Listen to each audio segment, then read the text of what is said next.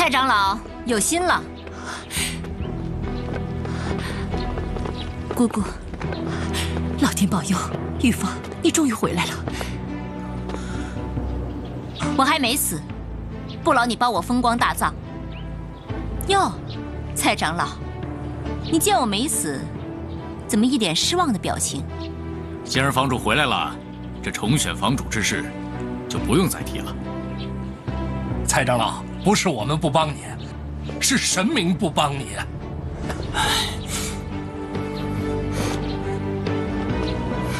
等等，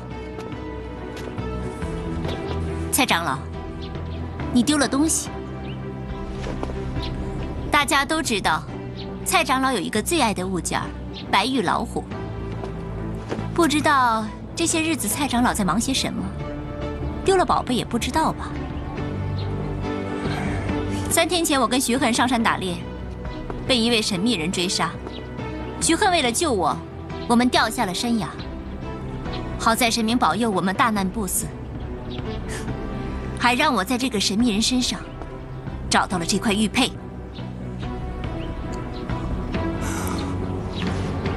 蔡天宝，证据确凿，不容你狡辩。你要是乖乖招供，我就网开一面，饶你不死。蔡天宝，大势已去，你还不束手就擒？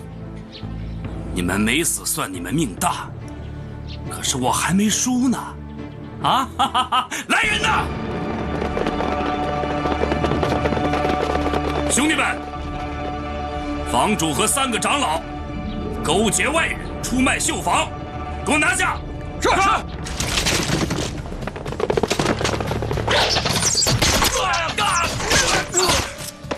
怎么回事？怎么回事？怎么回事？我这不过是以其人之道，还治其人之身罢了。房主至今未归，蔡天宝定会趁机要求4大长老重新选举房主。若是我们任何一方得选，蔡天宝都会不服，必会引起一场血战，让绣坊4分5裂。但若是蔡天宝当选，以他的狼子野心，一定会吞并你们的绣厂，收为己用。我们不选他，他又奈我们何啊？若是刀架在你脖子上，你还敢不选他吗？哼！我们共事多年，我怎么都不敢相信你是如此的心狠手辣。幸好是苗青提醒我们，我们才有准备啊！哼！你不仁，我不义。房主，蔡天宝利欲熏心，罪大恶极，求房主用房规极刑处置。吴长老的建议不错，谢房主。我现在输给你们，是我的命不好。你以为那2个东西会死心塌地的支持你吗？那你就想错了。和他们一提到你，他们比我骂的还狠。他们和我一样，都不服你，都想取而代之，所以他们才会中我的计，答应我，无论你是死是活，都要重选房主。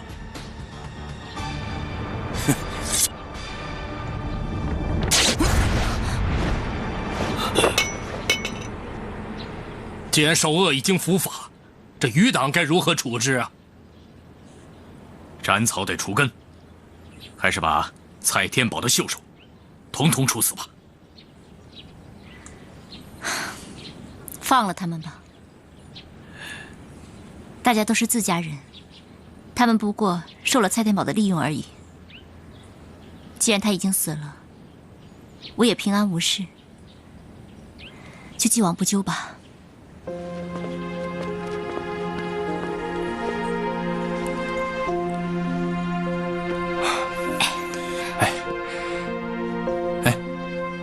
你这一仗赢得漂亮，那么大一群男人都让你这个小姑娘给收服了。我得谢谢你，要不是你舍身相救，我现在恐怕已经死得不明不白了。我欠你一命，我会报答你的。咱们就算不是夫妻，也是朋友啊。你跟我这么客气干什么呀？你当我是朋友？其实我原来呀，想跟你称兄道弟的，但是我后来一想，你是天，我是地，这高攀不起啊。所以啊，还是做朋友吧。你可别嫌弃我啊。你的腿伤怎么样？都已经好多了，能下床走路了。哎，慢点儿。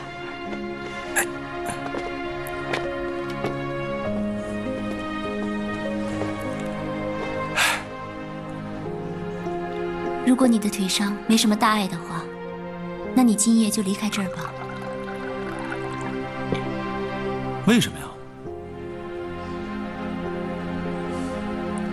虽然我已经解决了猜天宝，但房中仍然有人对我虎视眈眈。我们毕竟是假夫妻，如果要是被人发现的话，对你一定不好。虽然我们逃过了这一劫，谁知道下次又会怎么样？你还是走吧。可是我现在走了，那你怎么跟其他人交代呀？放心，我自有办法。不行啊，我现在不能走。这么至关重要的时刻，我怎么能丢下你一个人呢？你们不是有句老话，夫妻本是同林鸟，大难临头各自飞吗？你我本来就是假夫妻，你不必为我牺牲。当日我强留你下来，现在还你自由，你为何不走？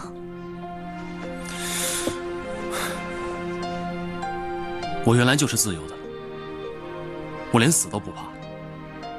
你真以为是你强留我才留下来的吗？我是不愿意看到那帮长老欺负你跟你姑姑，我才想留下来帮你。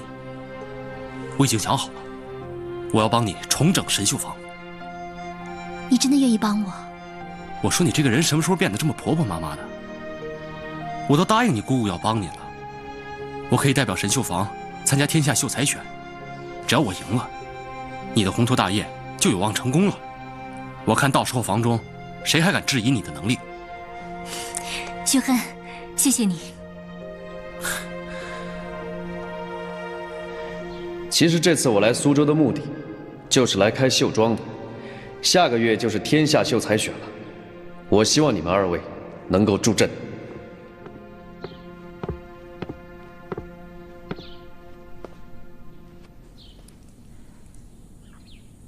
家园，这次跟方天宇合作，联手参加天下秀才选的事情，你考虑的怎么样？我不知道啊，姑姑，你觉得我行吗？有我帮你啊。家园，这次是千载难逢，帮你建立声名的好机会，也只有这样，你我才能借方天宇之手，重振江家。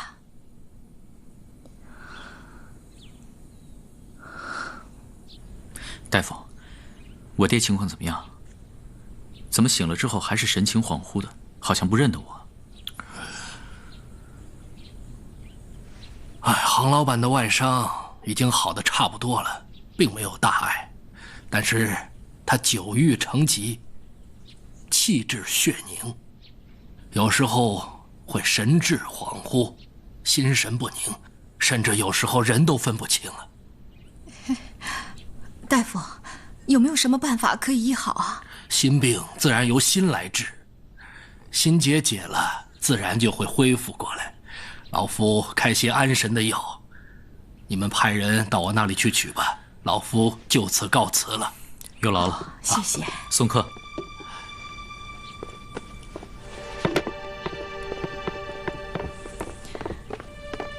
景风，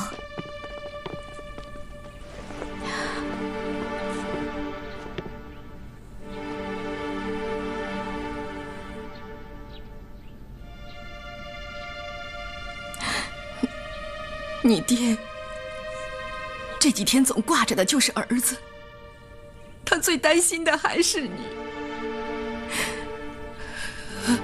我都已经如你所愿，已经放了江家园了，你也该一尽为人子的责任，关心一下，关心心一下你爹呀！啊！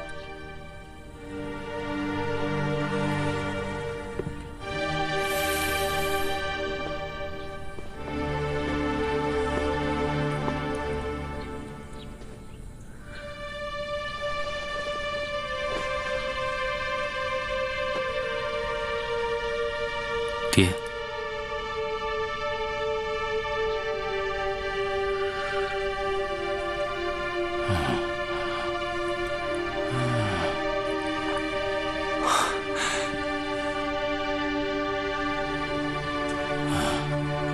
爹，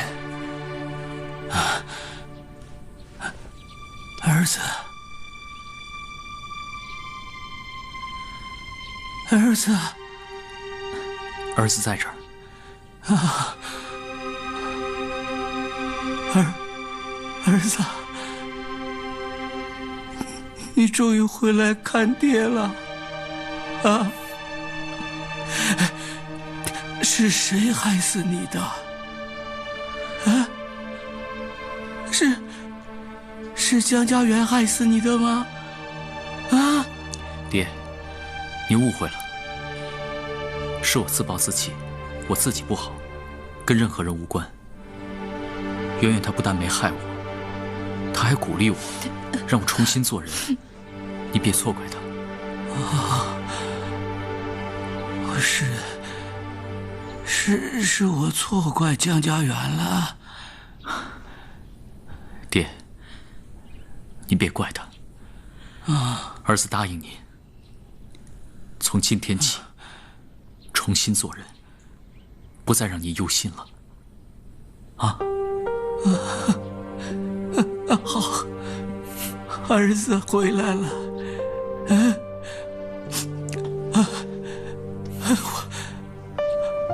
我儿子回来了。好。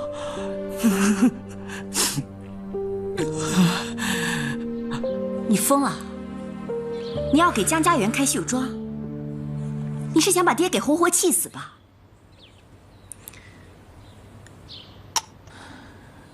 是圆圆骂醒了我，我才能重新振作，爹才得回儿子。我们供应绣丝和绣娘给圆圆，举手之劳，有何不可？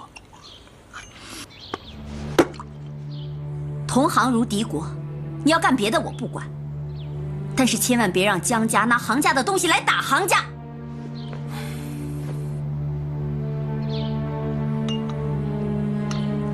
在商言商，江家有的是名气，我们有的是物资，两家合作，互惠互利。江行两家唇齿相依，我们重振江家，两家联手，像以前一样雄霸绣业。雄霸绣业，我看你是想重新夺回江家园的心吧？杭景峰，你到底是宿醉未醒，还是色迷心窍？你说什么？我说什么？爹出事的时候，你回来劈头盖脸关心的不是爹，而是江家园。你连爹都不关心，你会管杭家的绣业吗？杭家绣业算什么？我问你，你跟我说实话，是不是江家园让你回来讨东西的？你说话！哎呀，好了好了，你别错怪你哥了，他是真心悔改，力图振作的。哎，我说呀，只要你哥能变回原来的样子，我就觉得是好事一桩。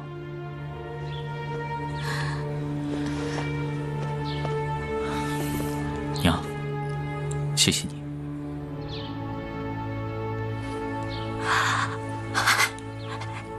娘，你怎么也上当了？你要是现在纵容哥帮助江家园的话，哥明天就会把她娶进门的。你想想江家园是个什么样的女人？她是个克死自己丈夫的破鞋，是个带着其他男人孩子的女人。哥如果真的娶她，还不如当初娶那个臭丫头呢。这件事情要是真的发生了，整个苏州又会满城风雨，我们杭家又会再次成为全苏州人的笑柄啊！娘，杭景真，说够了没有？你真是狗嘴里吐不出象牙呀！怪不得这么多年，没有男人愿意娶你。韩景峰，你别走！你活着的意义就是帮助别人羞辱你妹和欺负你妹的吗？哎呀，是你口不择言伤了人，你还说人家欺负你？他到底是你哥哥吗？有的时候你还是要尊重他一点的。哎呀，娘，他有什么可以被我尊重的？他只会风花雪月。娘，在这个家里，谁是跟你最亲的？是谁在给你出主意扛家业？还不都是我吗？可你什么时候夸过我了？一天到晚只知道儿子长儿子短的。你想没想过我的感受？你觉不觉得你这样太偏心了？你怪我偏心？我问你，你又有多孝顺了？之前你哥意志消沉，正好让你霸占了家业，你心里怎么想的？以为我不知道吗？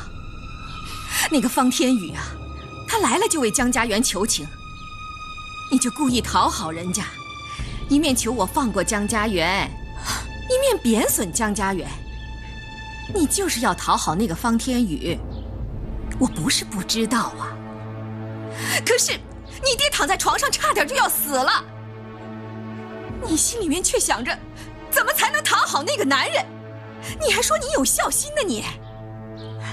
娘，我一直以为我的心你懂，可你刚才说的那些话真的太伤我的心了。我想扛家业，我有没有错？我真心的喜欢一个男人，我有没有错？你告诉我，我错在哪里？你说话！错在你根本就不该喜欢人家方天宇。哎呀，这老爷，你刚刚好起来，你怎么就走出来了呢？女儿不懂事，你别放在心上啊。人家已经有妻子了。我不介意做小的。你，哎呀，这景琛，行家不许子孙娶妻纳小，也不许自己的女儿给人家做小，这是我行家祖宗定下来的规矩，我绝对不允许你去嫁给方天宇做妾。为什么哥可以娶个丫头，我就不能给人家做妾？这不公平！不准你再拿你哥哥说事了。他现在好不容易才振作起来，你就要扯他的后腿，真是女大不中留啊！我还是把你嫁得远远的好，省得你在家里闹事，搞得家里永无宁日。老爷，我不嫁。你，老爷别生气啊，随他去吧。哎呀，你别生气，老爷。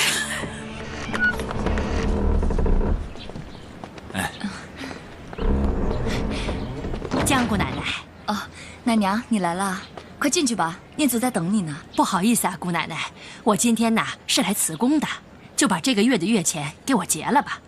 哦，还有这几天是你们没有通知我不带孩子的，可是工钱还是要给我的。哎，我说你没带孩子，你要什么钱呀？哎，算了。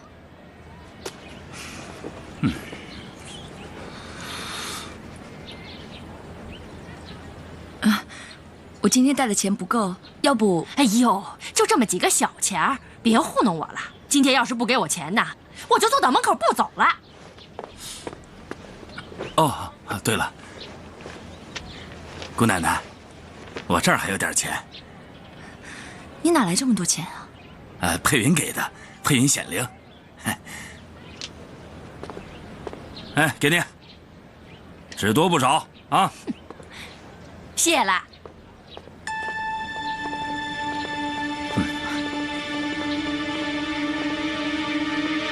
江叔，姑姑，景峰，我去买菜啊，你们聊，你们聊。你来找圆圆吗？圆圆她不在家。好，那我进去等她吧。我有好消息要告诉他，我决定了，要供应司和绣娘给他，让他开自己的绣庄，重振江家。多谢你的好意。以后我们江家的事，你们行家还是少管为妙吧。重振江家不是你们一直的心愿吗？你们无依无靠的，我不帮你们，你们怎么重振江家？你也太小看圆圆了。啊，姑姑，我不是这个意思，我看你是误会了。我不管你是什么意思，就算我们去求人，也会有贵人乐于相助的，所以不劳你们行家了。还有谁愿意帮你们？方天宇，他宁愿受他的恩惠，也不领我的情是吗？圆圆她不是小孩子了，如何重振江家，跟谁结伙，她自有决定。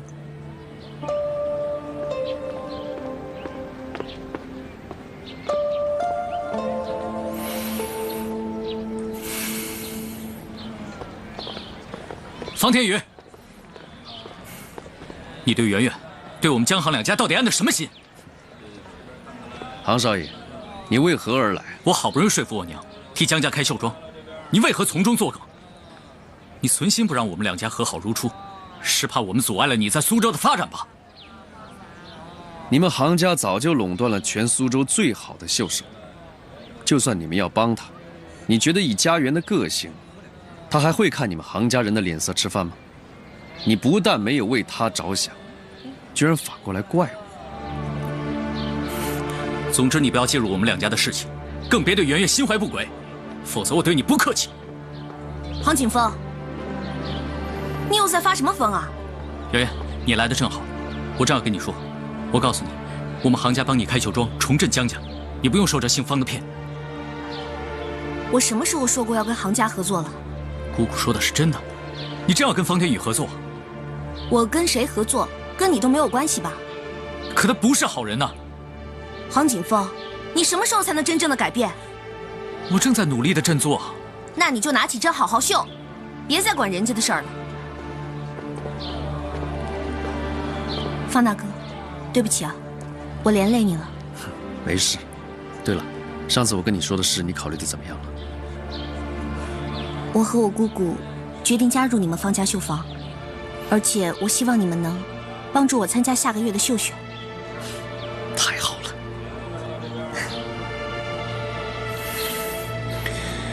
什么？江家园居然跟方天宇的天际合作开绣庄？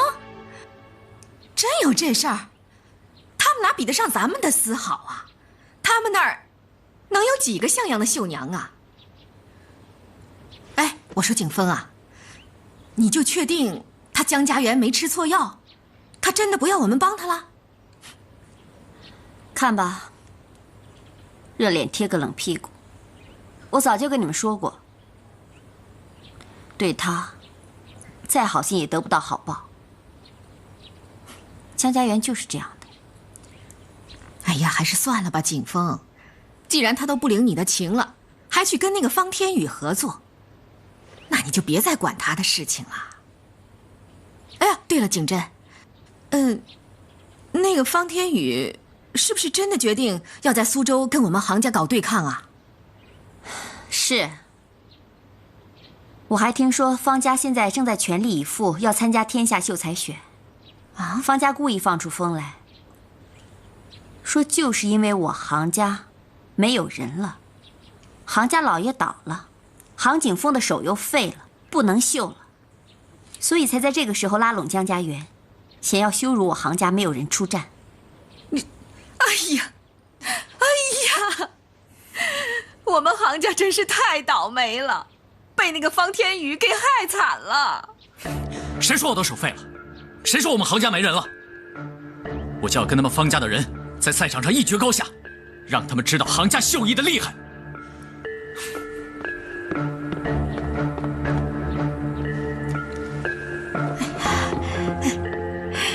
景珍啊，哎呀，辛苦你了，全靠你这么一说呀，才可以激发你哥重新振作起来，做回个男子汉。你真是娘的贴心宝贝呀！再贴心也比不上你偏心。为了让杭景峰参赛，你让我放弃参赛机会。那个江家园为什么这么好命？他为什么就可以代表方家去参赛？哎呀，你不能这么说嘛！娘不是答应你了吗？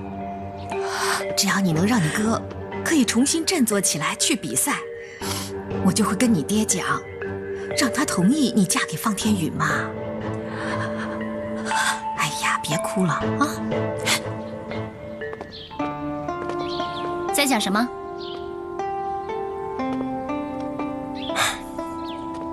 我在准备天下秀才选，初选的时候需要准备一些预先绣好的绣品。我在想，要绣什么？你的手伤好点了吗？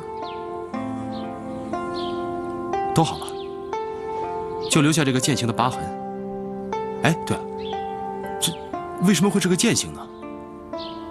哦，我们苗族人有个习惯，送剑给别人，有保平安的意思。幸亏只是个剑，要是把大关刀，那我可就惨了。你打算绣什么呀？我们想让苗绣名扬天下，那就得选一些有苗绣特色的东西。但是我想来想去，也不知道该绣什么。我们苗族的东西有很多，随手拈来就可以入画，怎么还让你想那么久啊？就是因为太多了。你想，苗疆的山水灵秀独特，苗人的歌舞热情奔放，还有你这个奇女子，巾帼不让须眉，柔中带刚，刚中带柔。难不成你想做我的绣像？哎，我在想怎么惹你生气，把你生气时候的样子绣下来，一定很有趣吧？你敢？不许绣！为什么？你要是把我绣丑了，这不是让天下人笑话吗？那如果我偏要绣呢？我去杀了你！好了好了，凶巴巴的房主又回来了，我不绣你就罢了嘛。哎，你赶快想想我要绣些什么，这可事关重大，不要轻忽了。你要想找人请教请教的话，就找我们神绣坊第一绣手喽。姑姑，姑姑，哎，怎么没在啊？我忘了，我姑姑今天上山采花做染料去了。那她什么时候回来啊？应该快了吧？我们在这等她一会儿。哦。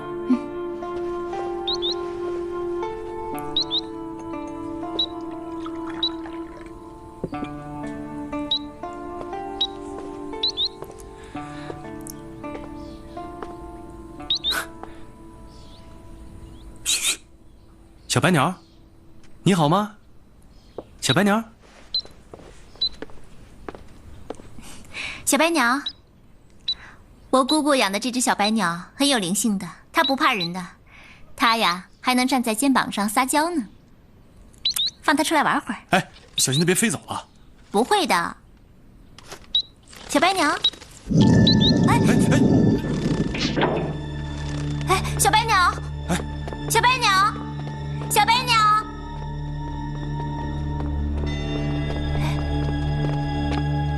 小白鸟，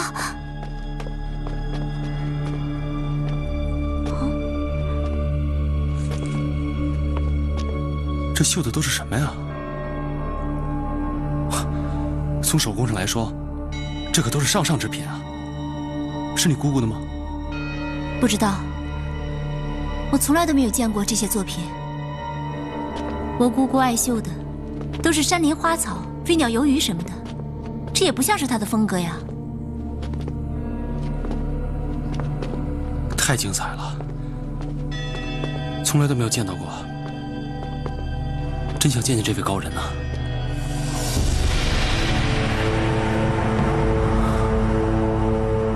爹，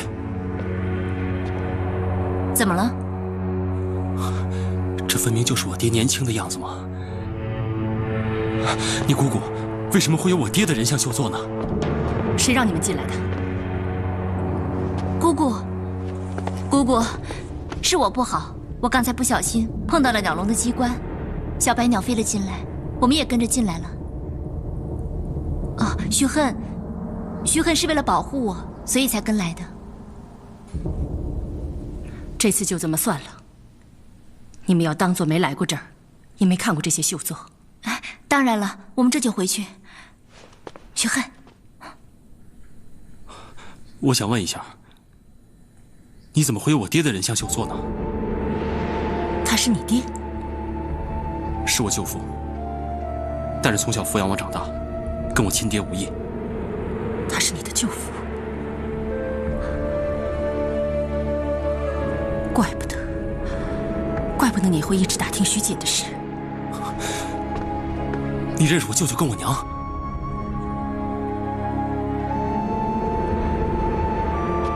我跟你娘从小一起长大，待她如亲妹妹，亲受绝技。锦儿的才情本在我之上，年纪轻轻就是绣坊中1等1的高手，前途原本无可限量的。直到那个恶人的出现，那个人就是神针绣廊手江学文，说仰慕我们神绣绝技，想留下观摩，又说要跟我们做生意。哥哥不相信，要赶他走。可是那个江学文用花言巧语瞒骗了锦儿，锦儿不理所有人的反对，以性命担保让江学文留下来。私传绣技于外人是死罪，可江学文骗他要娶她，会永远留在绣坊。锦儿就答应了传绣技给他。当江学文走了之后，锦儿坚信他会回来接她去苏州，所以一边等他回来，一边安胎待产。在那个时候，你舅父徐雷回来了，只有我和徐雷照顾锦儿。我哥哥发现锦儿未婚生子，非常生气，将锦儿关起来，要以族例处死他们母子。徐雷找我哥求情不果，刚巧嫂嫂生了一双女婴，徐雷想把其中一个女婴偷走，以此要挟哥哥放人。为了救徐锦，我只好答应帮他。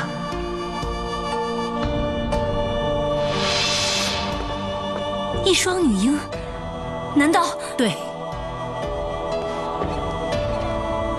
你还有一个孪生妹妹，叫玉龙。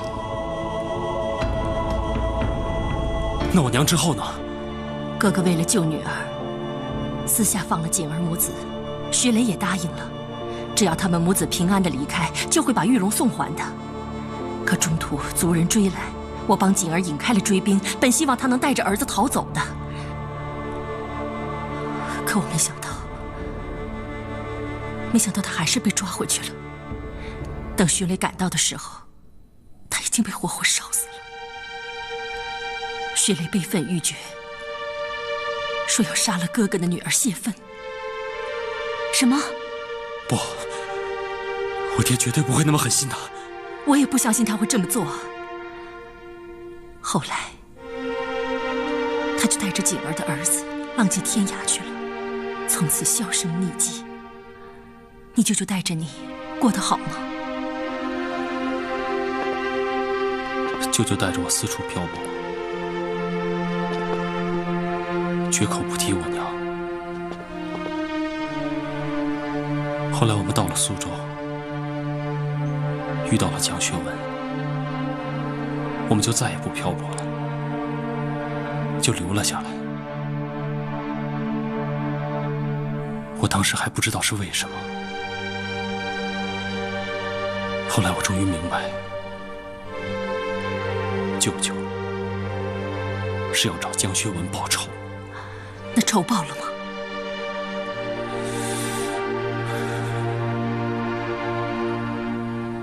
报了。江学文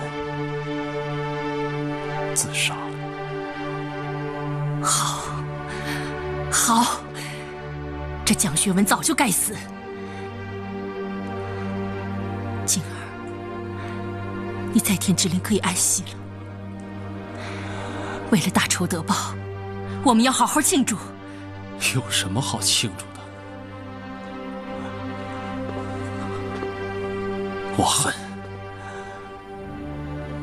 我恨江学文始乱终弃，我恨我舅舅执迷不悟，我恨我娘，他为什么不顾一切把我生下来，让我遭受天谴？你别怪你娘，她是个至情至性的人，宁愿自己受再多的委屈，也不愿意伤害别人的。疯子，疯子，所有人都是疯子！许汉，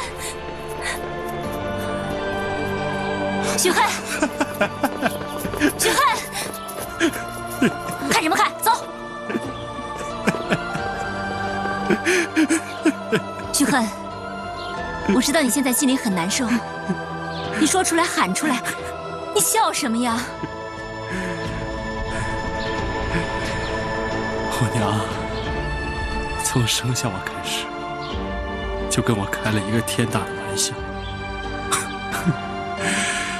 你不觉得可笑吗？那是上一辈人的错，干嘛要为了不知道的过去为难你自己呀？我这一生本来就是个笑话，从我娘生下我开始，就是一个笑话的开始。我错把舅舅当成我爹，被我舅舅利用，去报复我亲爹。最可笑的是，我居然爱上了我同父异母的妹妹，还跟她结婚生子。你妻子是你妹妹？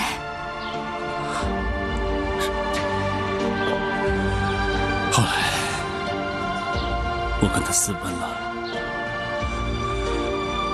她怀着我的孩子，我以为我终于有个家了。可就在这个时候，舅舅把秘密告诉了我，我才知道我的儿子竟然是我和我妹妹的私生子。我舅舅要杀我妻儿，我却错手杀了舅舅。我没脸见舅舅，我也没脸面对圆圆母子。你说的没错，我来这里就是来逃避一切，我就是个懦夫。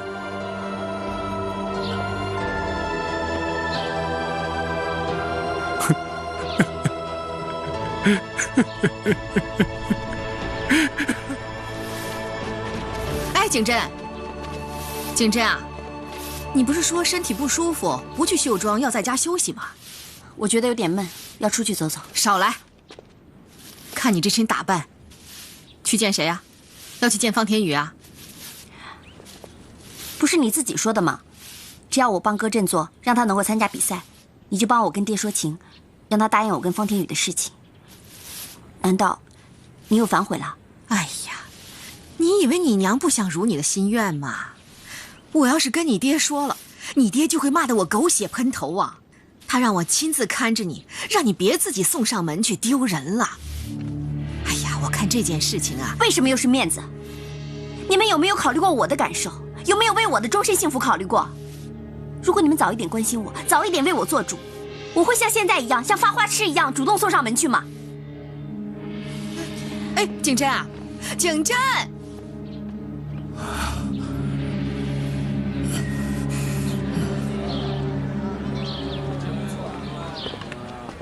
，40个色系，每色系9个色阶的丝线全部准备2套，都要真丝的。还有那个金银线也准备各2套，一并送给江家园。是，我现在就去。方先生，杭小姐有事吗？没事就不能来找你啊？是这样的，我要绣一幅《清明上河图》，需要大量的丝线，我过来要跟你谈买卖。哦。湖边有天一茶楼，7的龙井茶名闻天下，不如我们一边饮茶一边谈生意。谢谢您的好意，不过方某的丝可能高攀不上您的绣品，您还是另觅良选吧。我还有事先走了。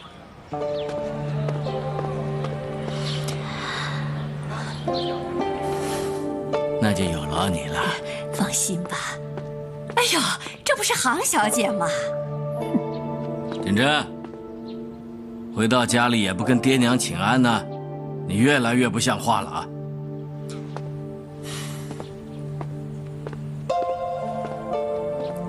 爹，娘，我回来了。哎，景珍啊，景珍，那个王媒婆，她可是咱们苏州最有名的媒婆，她是你爹请过来帮你做媒的。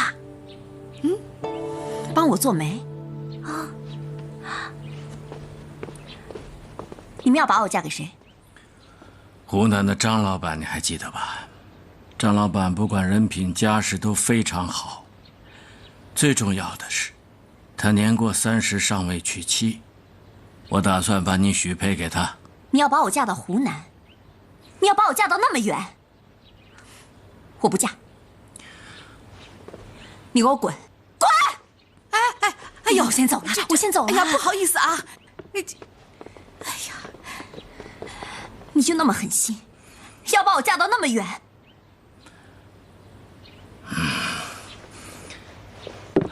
你3天2头就知道去勾引那个方天宇，我不把你嫁得远一点行吗？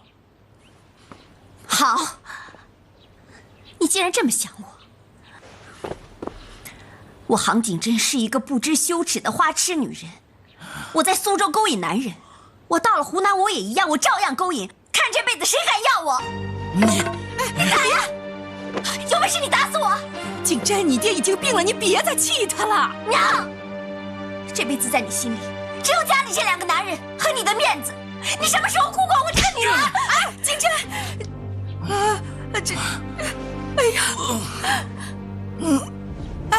老爷，老爷，你没事吧？老爷，老爷，老爷，老爷。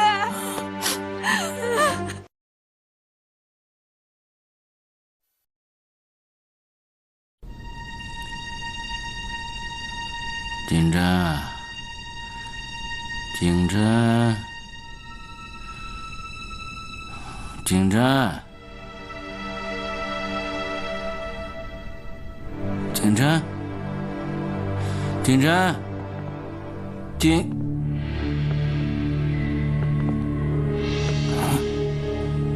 爹，无论你高不高兴，愿不愿意，我都要和方天宇在一起。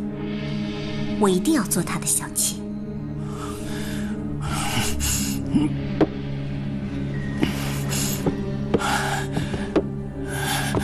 你敢？我就当没你这个女儿，我打死你！你去死吧！哎呀！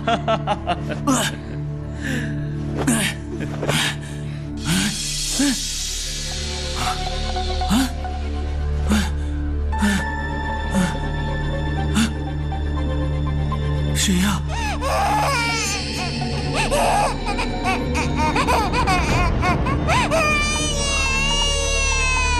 念祖。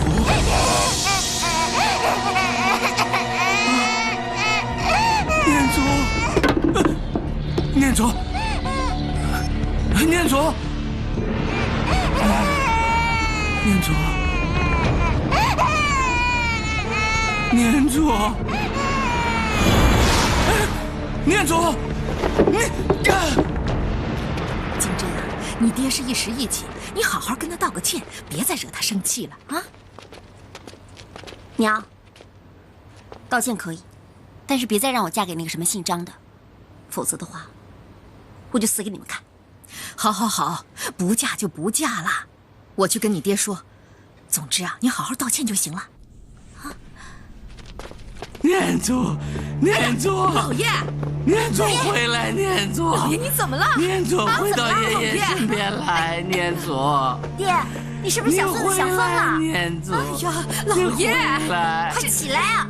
爹，我刚才看到念祖了，他浑身是血，他喊我爷爷，他是不是出事了？是不是啊？哎呀，念祖不过是个奶娃嘛，他怎么会又跑又叫的呢？你是在做梦吧，老爷？哎呀，别多想了啊！爹想孙子想疯了。不，这一定是不祥之兆，他一定是出事了。念祖是不是在江家？走，带我去带回念祖，我要去带回我的乖孙子。念祖，爹，你是不是病得太离谱了啊？他姓徐的，不姓杭，他是徐恨和江家源的儿子。你的孙子早就已经死了。住口！爹，我不许你咒念祖。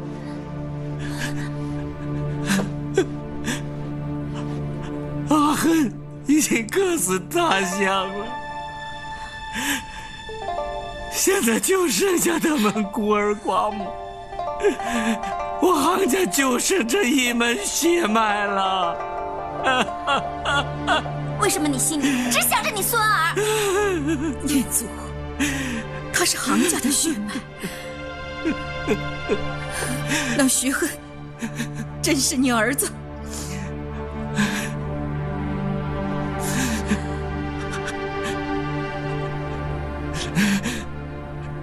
是啊，阿恨就是我的亲生儿子。如今他死了，我都没有办法和他相认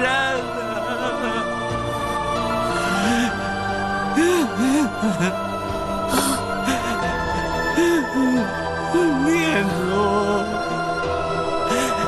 念祖，我的乖孙。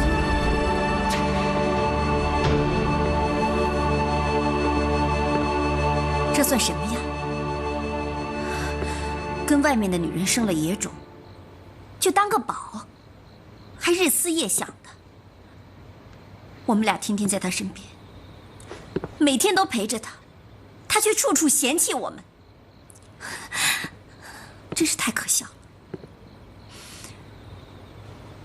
娘，爹这么丑的事情都已经说出来了，为什么你还能这么平静啊？我知道你心里一定很难受，难受你就哭出来啊！我站在你这边的，娘，你别不说话呀，你这样会吓着我的。对，哭出来。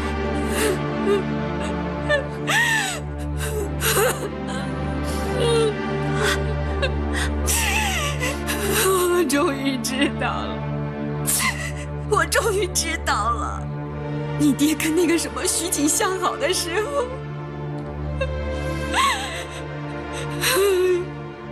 正是我为了帮他传宗接代，千辛万苦怀着孩子的时候。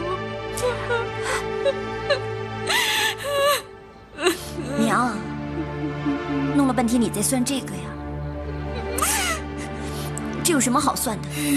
早一天晚一天，不都是做了伤害你的事情？别计较这个。那不一样，你不知道，你不知道。我不懂，我不知道。你不知道我有多爱你爹。我很早以前就喜欢他了，我为了要嫁给他，我宁愿倒贴。我受尽了你奶奶的折磨，我也忍着没哭过。我明知道他在外面沾花惹草，我都可以当他在玩，我装不知道。没想到他这一次，他不但来真的，而且现在还对那个野种母子和孙子念念不忘。好了，别哭了，别哭了，娘。我可以忍受他玩女人，但我不能忍受他把心都给了别人。好了好了，乖，不哭了，不哭了，娘，不哭了。你想想，现在万一有一个人知道他的儿子是我们杭家的后代，跟我们家来要家产，到那个时候，才是你真正该哭的时候啊，娘。你说的是江家园那个货头子吗？你想想，他迷惑方天宇和大哥，目的是什么？不就是为了回来跟我们要东西吗？现在好了，有这么一个现成的理由，他肯定马上抱着孩子回来威胁爹，要出杭家的一切。他敢！我也有儿子，我的景风才是名正言顺的长子嫡孙呢。他那个孽种，他休想从我们杭家拿走一针一线。哥早就已经被他迷惑了，到时候哥心一软，一定会把咱们家所有的家产都拱手让给那个女人。江家园是一个善罢甘休的人吗？他到时候会说我们欺负他，一定会把我们赶出家门的。你有没有想过，到那个时候杭景峰就是那个帮他打开大门的人？所以这件事情一定不能让别人知道，包括杭景峰。可是你爹，他会自己说的。你爹要是真的跑到江家去，认了孙子怎么办呢？娘，听我的话，把爹看好，别让他见任何人，别让他跟外面有任何一丁点的接触。如果有人要见他的话，就说爹病重不见人。不行啊！没有什么不行的。外面的豺狼虎视眈眈，如果要保住我们的家产，不用狠招根本就行不通。娘，难道你甘心做了20多年的杭家夫人，就这样被人赶出自己的家门吗？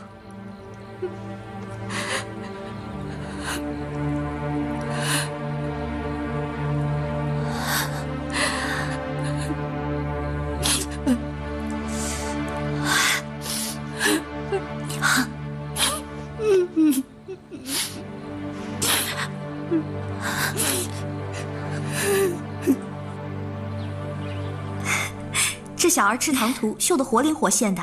是啊。哎，这小儿怎么这么眼熟啊？是不是像念祖？姑姑，你是不是临摹念祖绣的呀？这是你爹多年前绣的，这个小儿啊，就是你。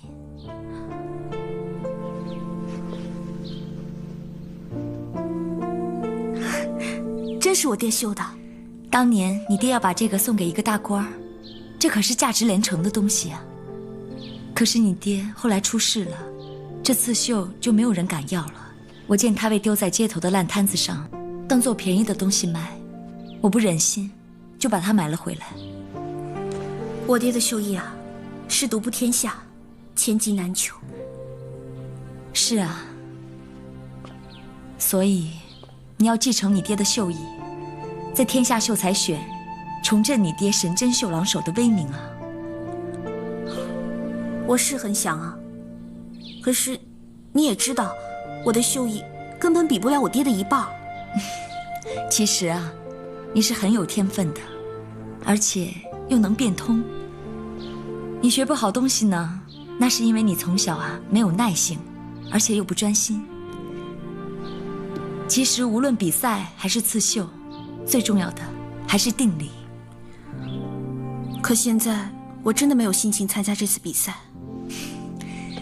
你放心，我教你一个你爹的秘技，只要你在这个月勤加苦练，必有所成。我爹的秘技？眼到、心到、手到。所谓心到，就是一心想着你要绣什么东西，无论发生任何事情，要心无杂念。这个鸡蛋呢，一会儿会放到你的头顶上，1个时辰之后，它必须是完整的。什么？一心一意想着鸡蛋，无论发生任何事情，都不要摔碎它。看我怎么做。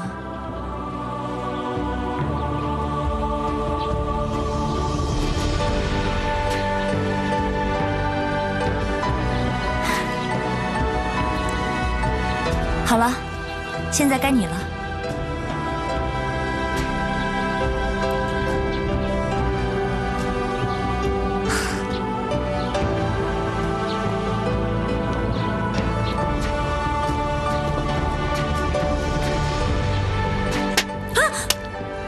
好，我们再来一次。哦。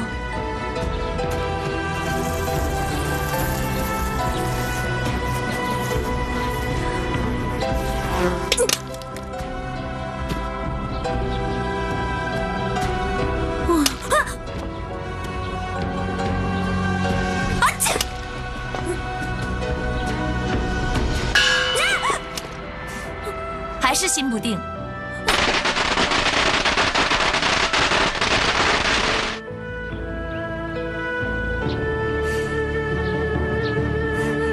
所谓手到，就是手臂，下针一定要精确仔细，这样才能将心中所要绣的东西丝毫不差地绣出来。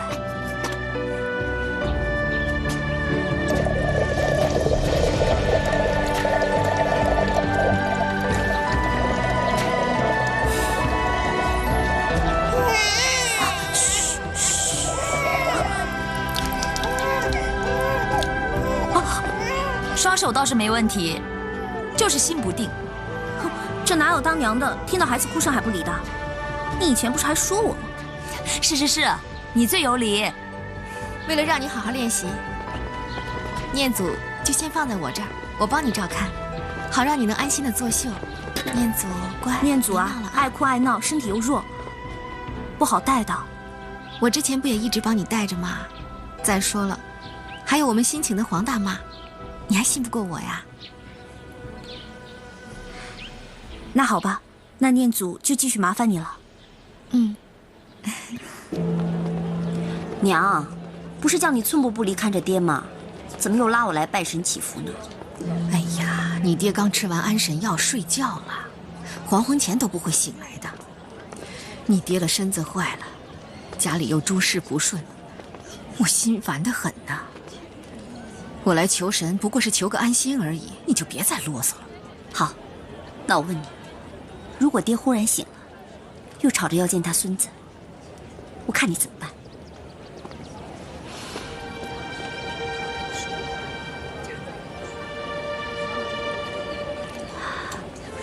天宇，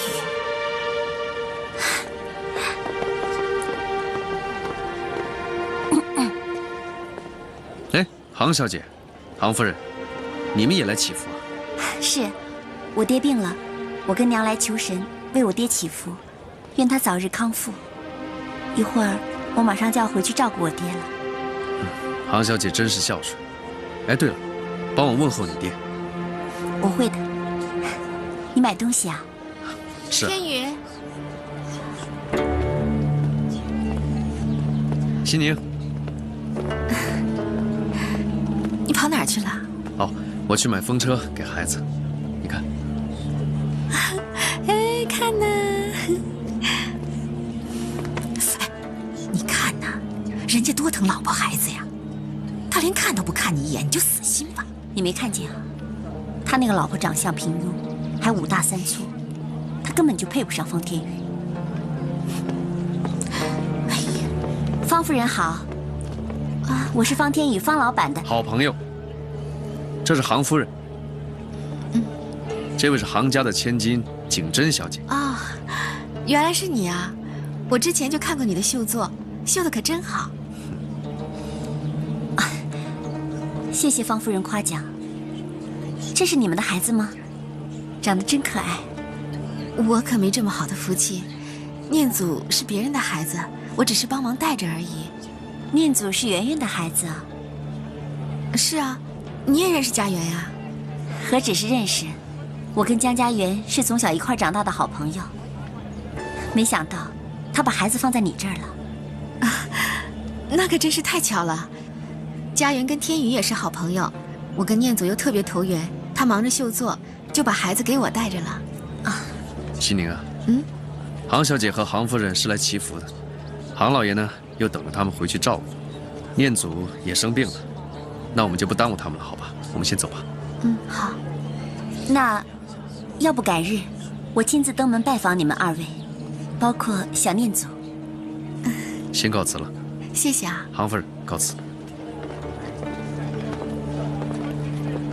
哎呀，你看看人家不但有老婆，还有江家园这个红颜知己呢。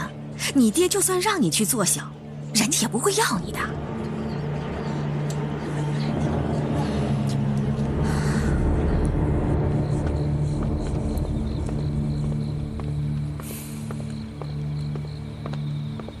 娘，我回来了，我去看一下爹。不许去。怎么了？爹病了，我这当儿子的去看看，还要经过你同意？太晚了，爹睡着了，你还是别进去骚扰他了。我进去看看就走。杭景峰，你给我站住！我说了，别进去骚扰爹。娘，管管你儿子吧。哎呀，你还是别去了。这到底怎么回事啊？爹到底怎么了？你们有什么瞒着我？想知道是吗？好，我告诉你。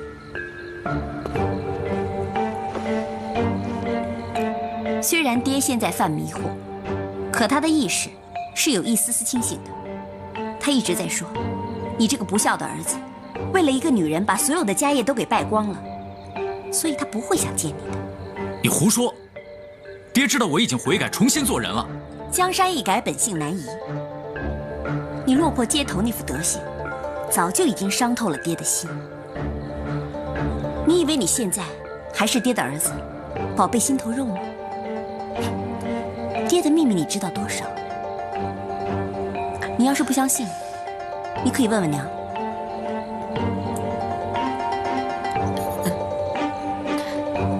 哎呀，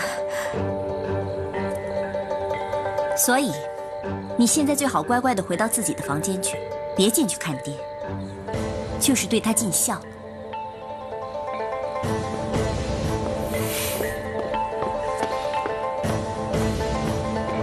哎呀，他可是你哥，你别太过分了。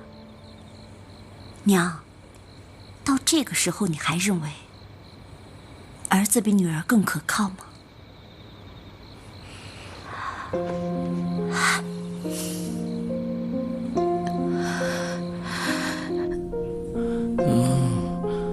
念祖，阿恨，不要离开我，你们不要离开我，不要离开我。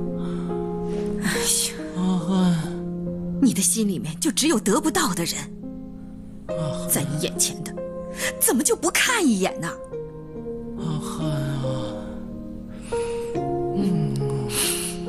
啊，爹这个样子，拖延不了多久。照这样下去，肯定会出事的。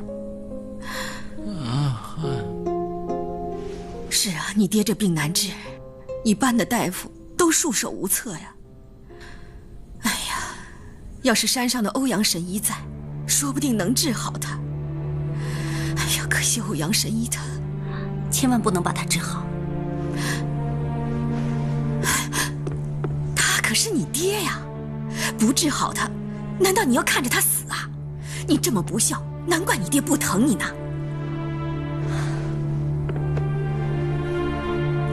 我当然不希望爹死，只是希望他一直迷迷糊糊的，别去认那个孙子就行。如果不是这样，我当然希望他快点好起来。你是真心才好，否则我和你爹就白养你了。等等，你刚才说那个欧阳神医，可惜什么了？可惜神医得了天花。小的时候啊，你跟你哥有点什么毛病，我都带着你们去找他，他一看就好了。哎呀，真没想到，他前天去出诊的时候染上了天花，他怕连累其他人，所以就躲得远远的，现在人去楼空了。哎。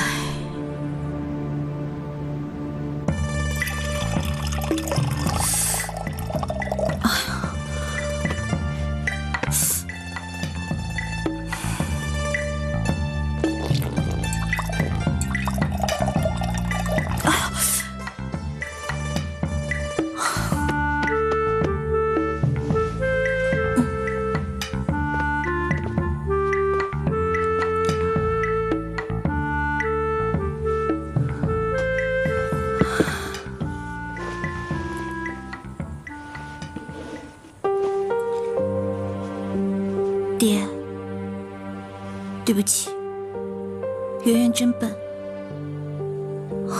我这眼不清，心不牢，手又不灵巧，学不成你的绝技，我要怎么为江家争光啊？马上，天下秀才选就要开始了，就我这德行，别说去给你争光了，我去了不就是给你丢脸吗？你告诉我，我该怎么办呀？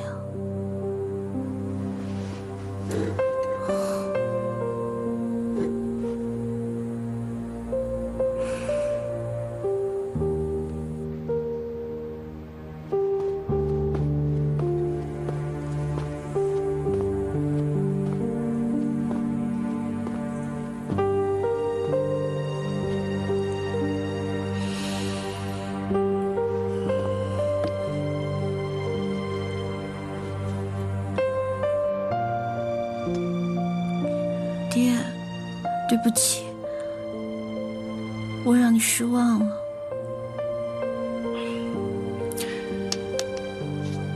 乖女儿，我的宝贝乖女儿，你不是笨，你是没有休息好。只要你休息好了，你就学会了。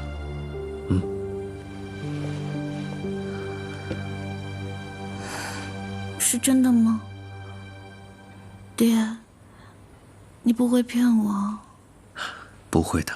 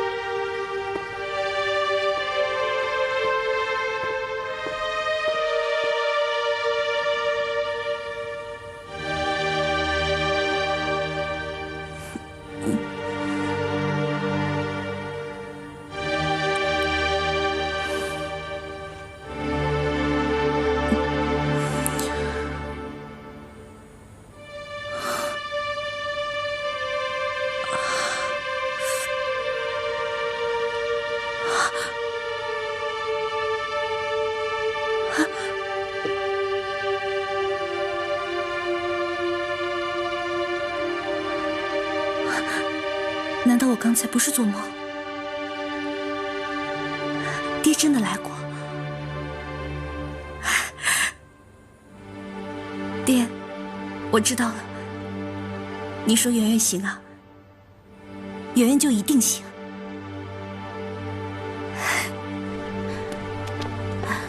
你不知道，念祖这孩子啊，这2天肚子不舒服，还总是哭闹，又吃不下东西，真是个可怜的小东西。有没有给他请大夫啊？看过了，可他就是不肯吃东西，更不肯吃药。大夫说了，眼下呀，让他把肚子里的脏东西全都拉干净。方夫人真是宅心仁厚，谁要是做了你的孩子，一定会很幸福的。只是不知道，您什么时候给方先生添个一儿半女啊？我想，我这辈子是注定要无儿无女的。哎呀，方夫人，真是不好意思。你瞧瞧我，说错话让你不高兴了。没关系，这事儿我早就想开了。瞧瞧我这嘴。哎，方夫人，记得我娘当年入嫁的时候，也是很久未有所出，后来遇到一位神医，帮她调理之后，才有了我哥的。不如我把这位神医介绍给你吧。我听天宇说过，是苏神医是吧？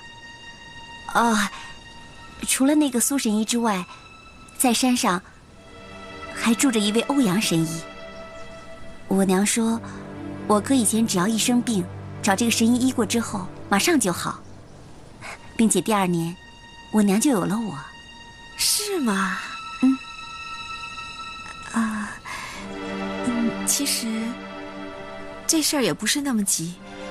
我们天宇说，他不是那么在乎这些的。方夫人，这男人都是口是心非的，他嘴上说不急不在乎，其实他心里真的不想要一个儿子吗？方先生家大业大，难道他心里会不想要一个继承人吗？说句不好听的，这女人肚子不争气，男人自然会在外面找一个代劳的。不会的，我们天宇不可能找其他的女人。可就算方先生老实，那外面的女人也会巴巴的送上门来。你想想，这方先生才来苏州几天啊，这江家园不就已经缠着他了吗？啊，我想你是多心了。我们天宇他生性好行侠义，圆圆她身世又那么可怜，他只不过是帮助她罢了。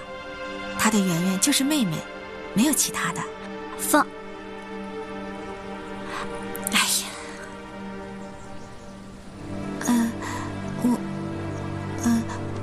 我说错什么了吗？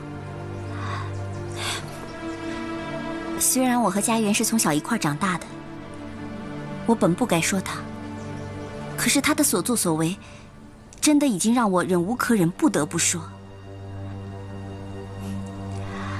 他和我哥从小就定了亲，后来他家出事了，我们家非但不嫌弃他，还收留了他。但就这样，他仍然不满足，非得出去抛头露面，开个什么食店。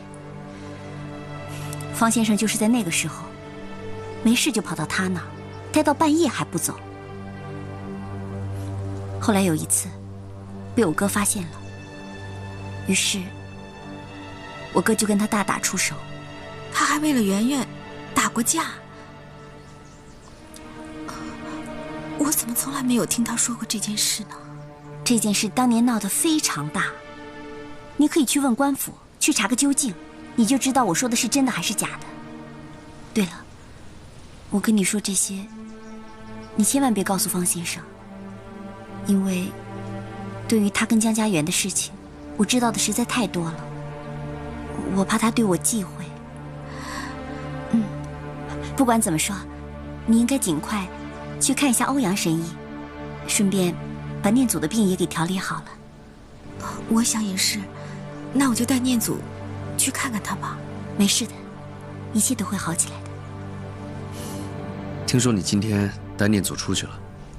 啊，念祖他身体不舒服，刚好景真来看我，所以他就热心的介绍我去看大夫了。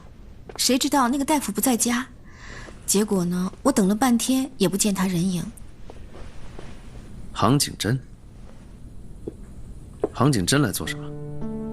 他跟你说了什么？我知道的实在太多了，我怕他对我忌讳。也没什么，他担心我一个人在家里闷，所以他特地来看我的。对了，我记得之前你说你不大喜欢景真，为什么？啊，也没什么。总之啊，你只管带好念祖就好了，这样家园才能够认真练习嘛。啊，听说你夜里去秀场看他练习了是吗？是啊，他日夜练习，为了亡父，为了儿子，那股拼命的劲儿啊，男人看了都汗颜。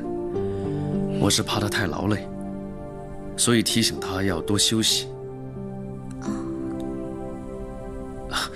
他对我们将来绣庄的事业很有帮助的。是吗？不是吗？别想太多了，啊，睡觉吧。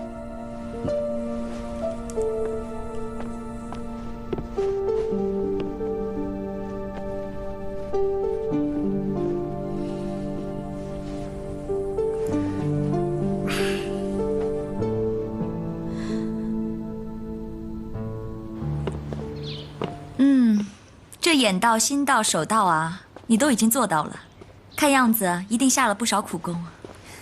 姑姑，你知道这天底下最厉害的人是什么人吗？是谁呀？是当娘的人，没有什么事能难倒他们。我一想到念祖啊，我就有劲儿了，再苦我也忍了。现在知道他对你的重要性了，你早就应该对他好的。哎，姑姑，我想亲手给他做点好吃的，你说我做点什么好呢？别太得意忘形了。这个眼到、心到、手到只是基本功而已，接下来就是选材。选材啊，可是大有文章的。我问你啊，天下秀才选初赛得呈交一份秀作，家园，你准备要交什么？我早就想好了。是什么？不好了，不好了！哎呀，不好了！念祖小少爷一直哭，病得很厉害呀。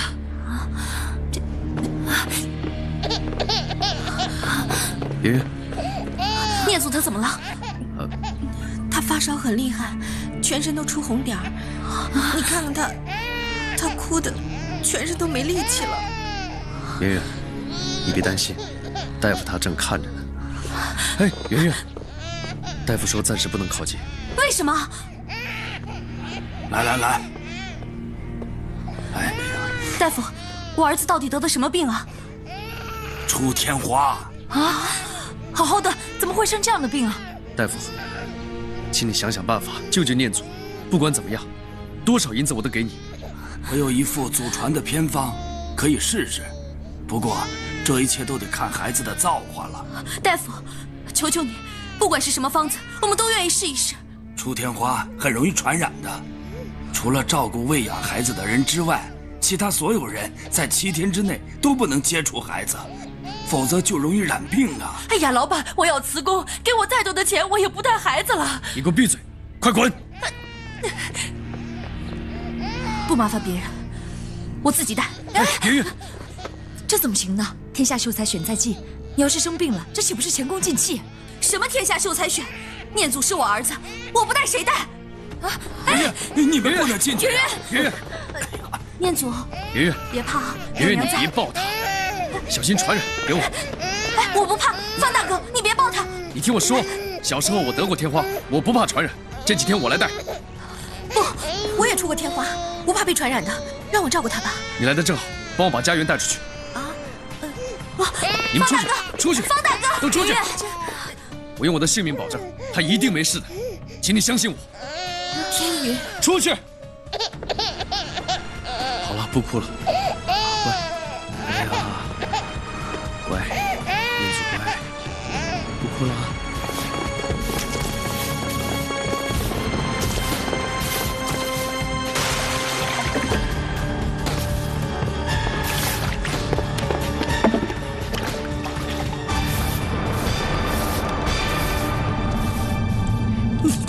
你去！哎呀，好了，我去送米汤和药，你去把那孩子衣服给烧掉。哎呀，人家都说这孩子身上有汗水，说不定还有脓水和血水呢，最毒了，千万不能碰的。哎呀，这可是太太吩咐过的事情，这衣服可以放着不管，这汤药能放下不送吗？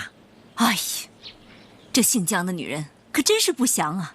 自己已经家破人亡了，还克死了丈夫。老爷招姓姜的这样的女人进门，不是请瘟神进屋吗？你说她是瘟神呐，我说她是狐仙。当娘的去勾引老爷，还让自己的儿子去哄太太。嘿，这两夫妻呀，都被这一大一小吃定了。可不是嘛！二位辛苦了。哎呦，这汤药我自己送过去吧。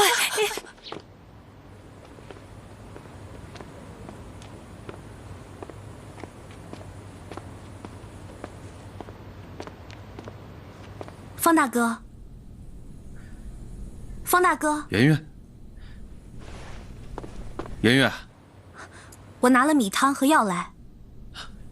你不是在练习吗？这个米汤和药，不是由李妈送过来的吗？他们在忙。再说我也想孩子，就跟姑姑说了一声。好吧，门下有个猫门，你把米汤和药拿进来吧。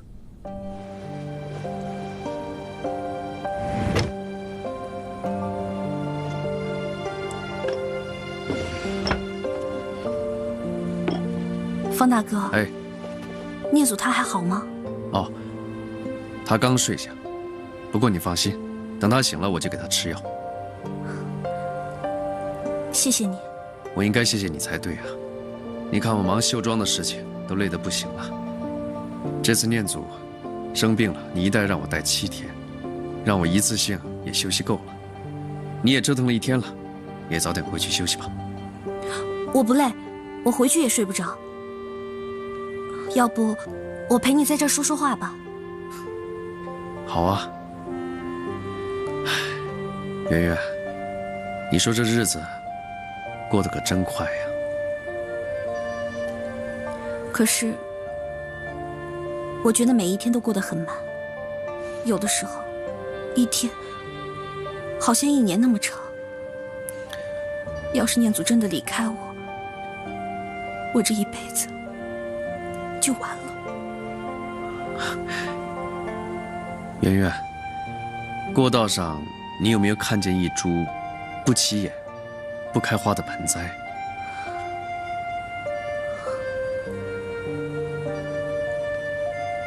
嗯，我看到了。它一生中只开1次花，虽然只有短短的1瞬间，却芳香千里，简直就是花中之王。可惜，我以前总是没耐心，总是会错过花开的时刻。我也是，不过我有种直觉，它今晚会开花。可惜啊，我是看不到了。那好，今晚我帮你看着花儿，你帮我看着念祖。好，一言为定。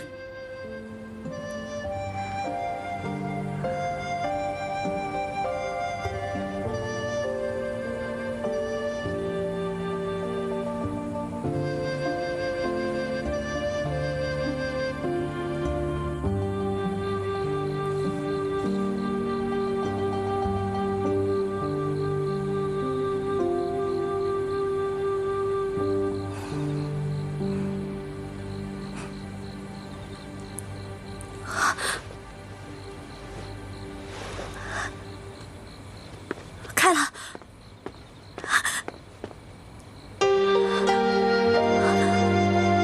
开了，昙花开了，方大哥，昙花开了，昙花开了。真的吗？是什么样的？你快告诉我。花瓣全都开了，花是白色的，尤其是在晚上，格外的明显。像是白雪，像是月光，还有这香味儿，好像是要透过你，钻进你的心里。太美了，圆圆，你已经看到了人世间最美好的1瞬间。你要知道，你的等是不会白费的。我知道了。